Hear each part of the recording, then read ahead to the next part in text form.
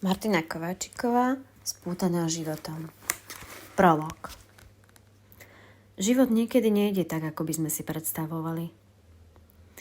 V 15 rokoch som verila, že vo veku, v ktorom som dnes, budem šťastne vydatá, budem mať manžela, ktorý ma bude nadovšetko milovať, aspoň 2 deti, krásny dom a skvelú prácu s ešte lepším platom. Dnes mám 38.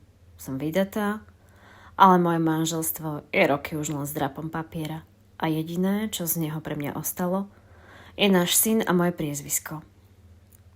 Bývame v byte mimo mesta, ktorý je pre nás príliš malý, ale ani jednému z nás dvoch sa nechce riešiť väčší, pretože by to bol len ďalší záväzok, ktorý by nás pútal k sebe. Máme syna. Má 8 rokov a je v podstate to jediné, čo nás s manželom spája.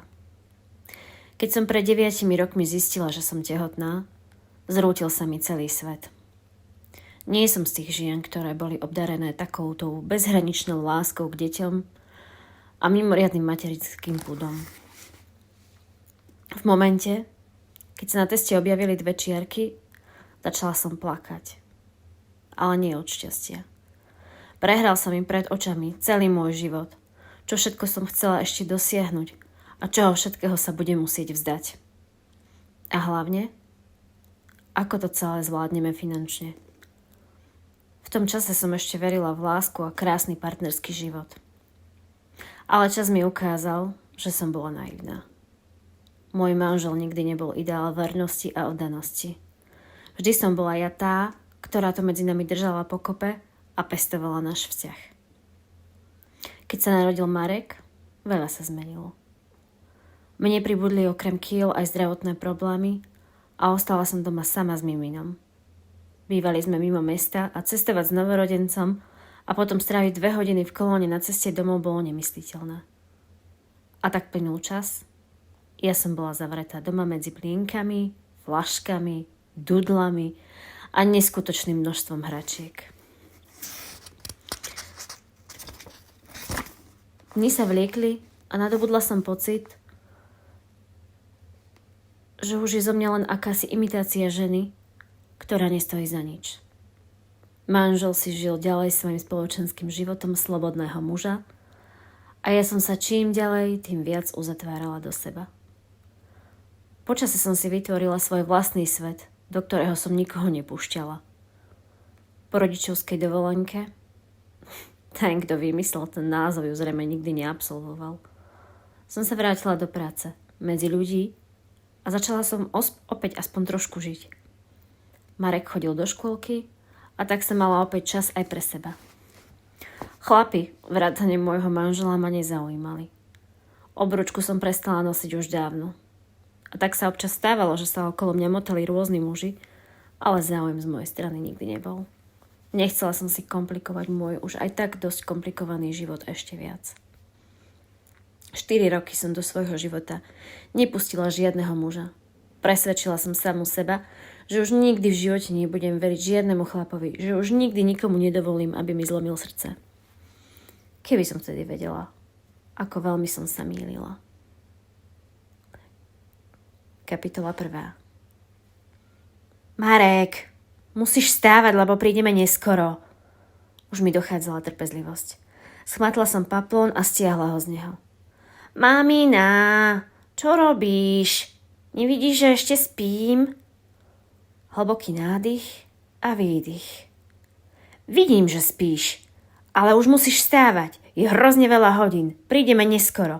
Ty do školy a ja do práce. Mám dnes poradu, nesmiem meškať. Marek sa protestne obrátil na druhý bok a spal ďalej. Ale už mám toho dosť. Už aj stávaj, kričala som. Marek rozlepil oči a s maximálnou nevôľou vstal z postele. Hodila som po ňom oblečenie, ktoré som mu večer predtým pripravila. Bol november, vonku bola zima a lialo ako skrhli. O 15 minút sme už sedeli v aute na ceste do školy a do práce. Prešli sme klasickou rannou kolónou. Bolo 7:58, keď som parkovala pred školou. Rýchlo som Mareka vydurila z auta, nahodila mu na chrbát batoh a ťahala ho smerom k vchodu do školy. Pani Striežová, o Opäť meškáte. Marek mal už dávno sedieť v triede.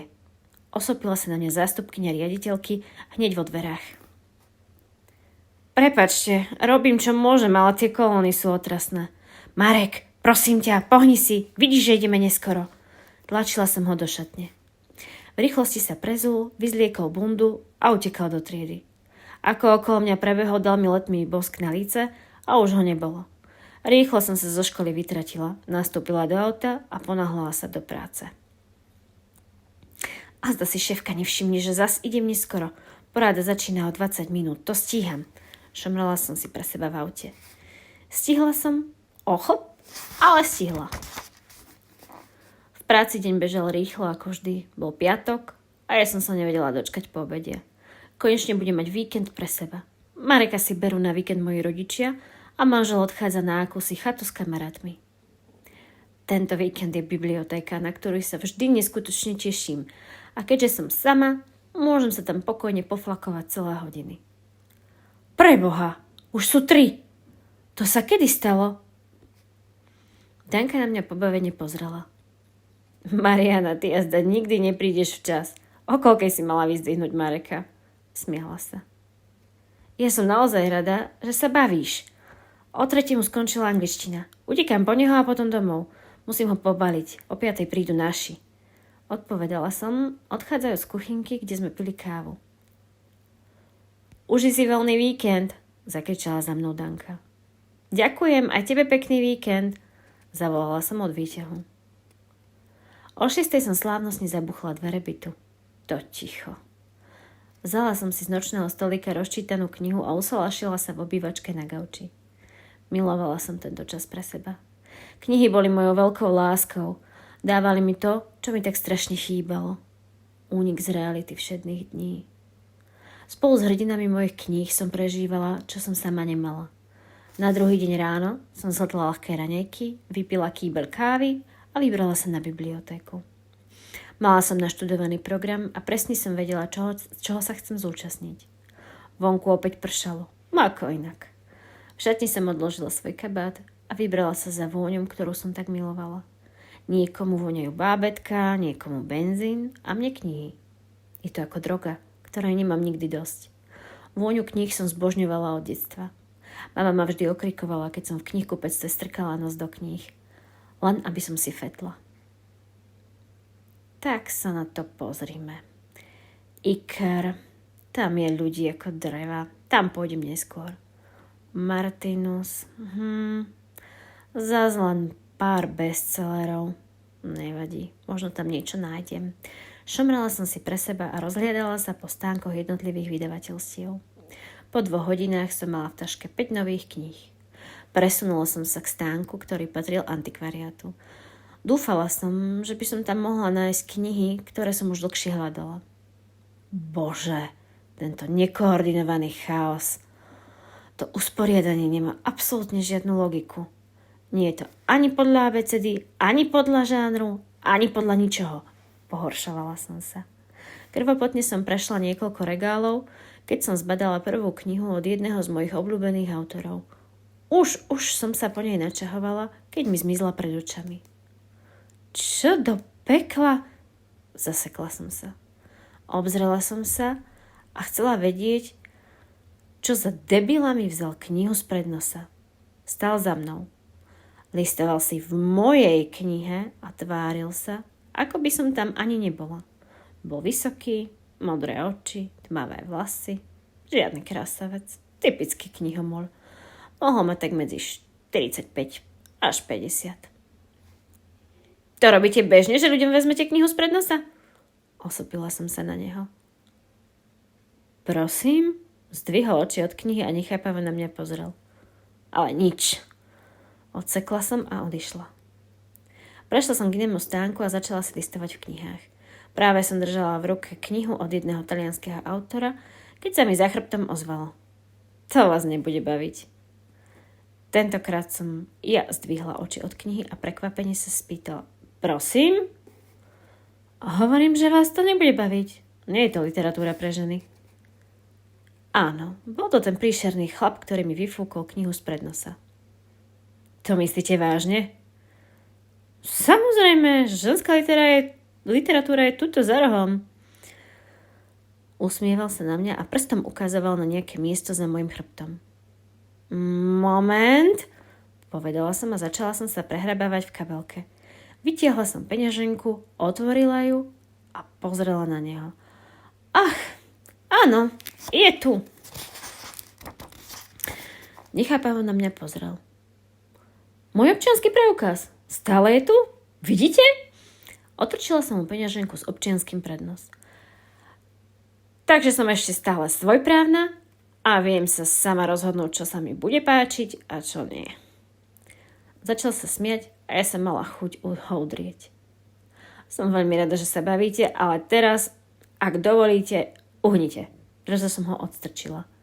V ruke som stále držala Jordanovo ľudské telo. Knihu som už čítala, ale nemohla som ju teraz vrátiť späť, veď by som mu dala za pravdu. A tak som hrdo odkráčala k pokladni zaplatiť.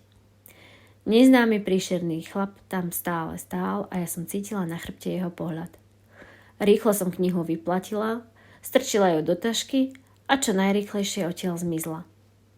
Dúfala som, že už ho viackrát nestretnem. Nestretla, za čo som bola vďačná celému vesmíru. Ak by mi ešte raz skrížil cestu, asi by som bola veľmi zlá. Domov som sa vrátila až večer. Vybalila som všetky knihy, ktoré som si nakúpila a vytešovala som sa z každej jednej.